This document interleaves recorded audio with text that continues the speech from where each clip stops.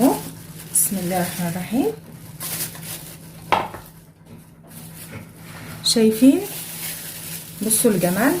قالب زبده محترم، فرن بقى او نيوزيلندي او اي نوع زبده انتي بتستخدميه. بصوا عامل ازاي اهو. هنبدا بقى، يلا بينا كده نقطعه ونشوف شكله. بسم الله. بصوا، بسم الله. بصوا الجمال، زي اي زبده بنجيبها من بره بالظبط اهو. اخد بس الزوايد دي. بصوا بصوا لما بدوس عليها كده، لما بضغط عليها نفس نسبه الدهون اللي بنجيبها من بره بنشتريها بالظبط. بصوا. بسم الله الرحمن الرحيم. اللهم صل على سيدنا محمد وعلى اله وصحبه وسلم. مساء الهنا على عيونكم حبايبي، مساء الصحه والستر والرضا. النهارده ان شاء الله هنعمل مع بعض الزبده النيوزيلندي الاصليه. هنعملها في البيت، وعلى فكره مش شرط الزبده النيوزيلندي، ممكن زبده فرن، زبده جنه، اي نوع زبده انت بتستخدميه هنعمله ان شاء الله النهارده في البيت، بحيث مش هنشتريها تاني. الزبده اللي هنعملها النهارده هناخد منها في كل مره قبل ما تخلص كميه كده، هقول لكم قد ايه هنستخدمها كخميره، هنعمل بيها زبده جديده من اول وجديد زي ما بنعمل في الزبادي بالظبط. يلا بينا بقى دلوقتي نسمي الله ونشوف الطريقه هنعملها ازاي والمكونات هتبقى معانا ايه. دلوقتي في شفشق الخلاط هيبقى معانا كوبايه لبن اهي، هنحطها كده في الشفشق. بسم الله الرحمن الرحيم. اللبن ده هيبقى بدرجه حراره المطبخ، مش مسخنينه ولا مطلعينه ايه من التلاجة، بدرجه حراره المطبخ. هنبدأ دلوقتي نضرب كوباية اللبن دي في الخلاط لمدة دقيقة واحدة لحد ما الوش كده يعمل فوم. وادي اللبن اهو بعد ما ضربته في الخلاط اهو وصل لمرحلة دي الفوم اهو، شايفينه على الوش.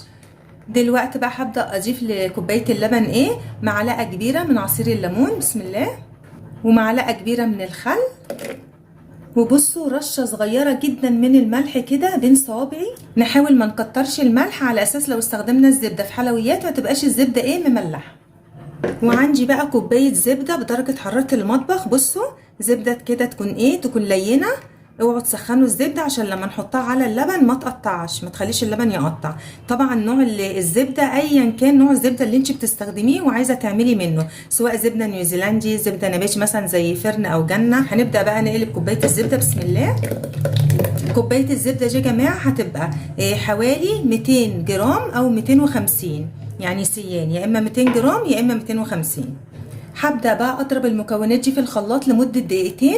الضرب هيكون ضرب متقطع، يعني ايه، يعني اشغل الخلاط شويه واطفيه شويه لحد ما نحصل في الاخر على ايه، القوام ده ما نلاقيه في الاخر تقل معانا. هضربه بقى في الخلاط وهرجع لكم تاني.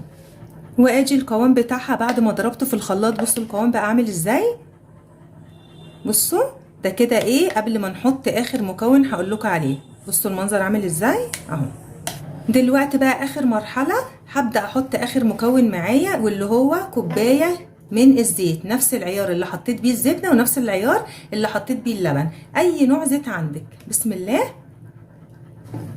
هبدا برضو اشغل الخلاط وهضربه لمده دقيقتين بنفس الطريقه الاولانيه، ضرب برضو متقطع. هشغل شويه واطفي الخلاط شويه. وادي الزبده بتاعتي بعد ما ضربتها في الخلاط. بصوا القوام بتاعها عامل ازاي. هبدا بقى دلوقتي اعمل ايه، جبت كده قالب او اي علبه، مش شرط قالب، اي علبه عندك، وهبدا انزل بخليط الزبده بتاعي كده. بسم الله الرحمن الرحيم. فرشت طبعا في القالب، نسيت اقول لكم كيس من بتاع التلاجة فتحته، وبدات انزل بالزبده بتاعتي بالشكل ده. طبعا اللي هيقول لي ايه احنا اشترينا برضو زبده، هقول لكم ان دي المره الاخيره، يعني اول واخر مره نشتري فيها زبده، بنشتري بس اول مره حوالي 200 او 250 جرام، وببدا اعمله بالطريقه دي. اي نوع زبده طبعا انت بتستخدميه زي ما قلت لكم. وبعد كده ان شاء الله مش هنشتري زبده تاني، هنبدا قبل الزبده دي ما تخلص معانا هنبدا ناخد كميه منها حوالي كوبايه كده 200 او 250 جرام، ونبدا نعمل زبده من اول وجديد. دلوقتي خلاص هبدا بقى اقفل كده الكيس على الزبده بتاعتي بالشكل ده، وهبدا احطها في التلاجة مش اقل من 4 ساعات، والافضل طبعا انك تسيبيها ليله كامله. هسيبها بقى في التلاجة، واول ما هتطلع هطلعها لكم كده واحطها في طبق، وهوريكم شكل الزبده بتاعتنا عامل ازاي. واجي اقلب الزبده بتاعنا النيوزيلندي او الفرن اللي عملناه في البيت. عملناه طبعا بكميه حلوه حوالي كيلو الا ربع. طلعته من التلاجة كده بعد حوالي 4 ساعات علشان كنت مستعجله وعايزه اوريه لكم. بصوا الجمال بقى. هطلعه كده واقلبه لكم هنا. بصوا نطلعه كده الاول من القالب ده. بسم الله الرحمن الرحيم اهو.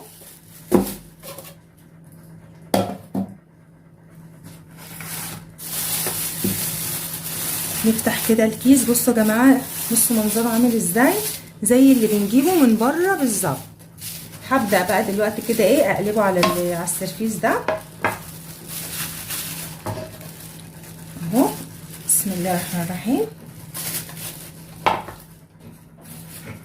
شايفين؟ بصوا الجمال. قالب زبده محترم، فرن بقى او نيوزيلندي او اي نوع زبده انتي بتستخدميه. بصوا عامل ازاي اهو. هنبدا بقى، يلا بينا كده نقطعه ونشوف شكله. بسم الله. بصوا بسم الله. بصوا الجمال، زي اي زبده بنجيبها من بره بالظبط اهو. اخد بس الزوايد دي. بصوا لما بدوس عليها كده، لما بضغط عليها نفس نسبة الدهون اللي بنجيبها من بره بنشتريها بالظبط. بصوا اهو. بنبدأ نقطعه كده مكعبات. طبعا ممكن انتي تحطيها في برطمان عادي، ممكن في علبة، مش شرط يعني القالب اللي انا عملت بيه ده اهو بنفس الطريقة كده. حابة بقى انا دلوقتي اعمل اخد قطعه منه واحطها لكم على النار اسيحها عشان اوريلكم برضو ان مش بيجرى لها اي حاجه على النار، يعني مش بتفصل السمنه، مش بتفصل. هاخد دلوقتي بقى قطعه ونروح بيها على البوتاجاز واوريلكم لما اسيحها شكلها هيبقى عامل ازاي. بصوا يا حبايبي، ادي الطاسه اهي حطيتها على النار وهبدا اخد قطعه كده من الزبده بتاعتنا اهي. القالب اهو اللي انا لسه مقطعه لكم. هاخد مثلا قطعه كده منه. بسم الله الرحمن الرحيم اهي. وهبدا بسم الله احطها كده على النار ونشوف بقى شكلها على النار هيبقى عامل ازاي. بصوا هتبدا تدوب معانا ومش هتفصل بقى ولا يجرى لها اي حاجه اهي. انا طبعا مش هفصل الفيديو، مش هفصل الكاميرا لحد ما اوريلكم في الاخر بعد ما تسيح شكلها عامل ازاي. شايفين اهي؟ زبده طبيعي زي اللي بنشتريها من بره بالظبط اهو. بصوا اهي. علي بس النار كده شويه اهي. بصوا اهي. شايفين بقى الزبده وجمالها اهي. اهي الزبده بتاعتنا اهي جميله.